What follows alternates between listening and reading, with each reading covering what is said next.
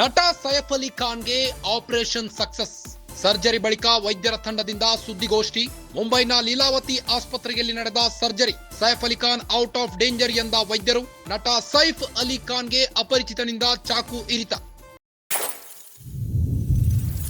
Namaskar, I am Dr. Neeraj Uttamani, Chief Operating Officer, Leelavati Hospital. Mr. Prashant Mehta, our permanent trustee, Leelavati Hospital. Mr. Dr. Nitin Dange, our neurosurgeon. Our cardiologist, Dr. Srinivas Kudwa. We wish to inform you that fortunately, Mr. Saif Ali Khan's surgery has been done very well. He is on recovery path. The operation is over. He has been shifted to ICU. Maybe in a day or two, he will be shifted in the wards, and after that, he can be taken care. Fortunately, the injuries were deeper, but our doctors and our medical team has managed to do it very well. Dr. Dange will tell you about the neurosurgery taken. So I am Dr. Nitin Dange. Mr. Saif Ali Khan was admitted today morning around 3 a.m. with alleged history of assault by some unknown person at his residence.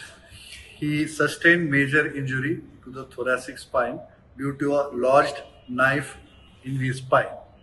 Surgery was performed to remove the knife and also repair the leaking spinal fluid. There were two other deep wounds on his left hand and right side of the neck, which were repaired by the plastic surgery team, Dr. Leena Jain and her team. Mr. Saif Ali Khan also was monitored during the surgery by Dr. Srinivas Kudwa, our cardiologist, and also my team and assistants who helped me to do this surgery. He is completely stable now.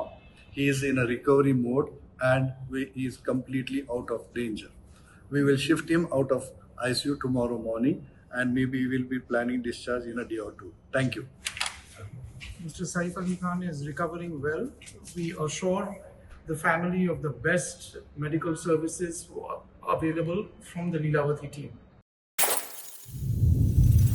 Saif ಮನೆಯಲ್ಲೇ ಆಗುಂತಕನೊಬ್ಬ ಚಾಕುವಿನಿಂದ ಇರಿದಿದ್ದಾನೆ. ಇಂದು ಮುಂಜಾನೆ 3 ಗಂಟೆಗೆ ಆಸ್ಪತ್ರೆಗೆ ಸೈಫ್ ದಾಖಲಾಗಿದ್ದಾರೆ.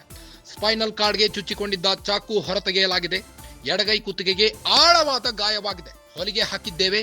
Saif run ಇಂದು ಸಂಜೆ ಐಸಿಯುನಿಂದ shift ಮಾಡಲಾಗುವುದು.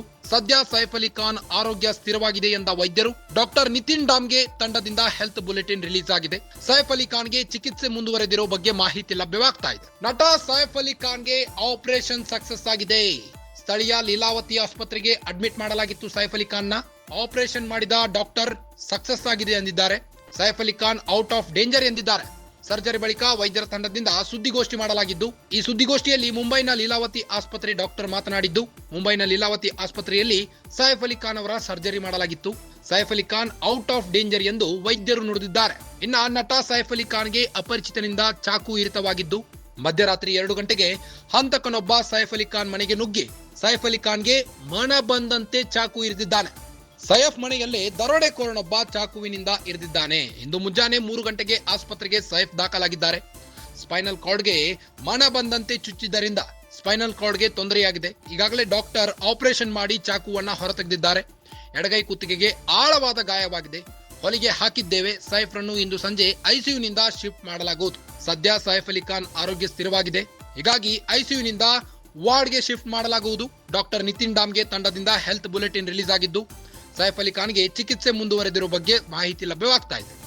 ಸೈಫ್ ಮನೆಯಲ್ಲೇ ಆವುತು ಕೂತಿದ್ದ ಹಂತಕ.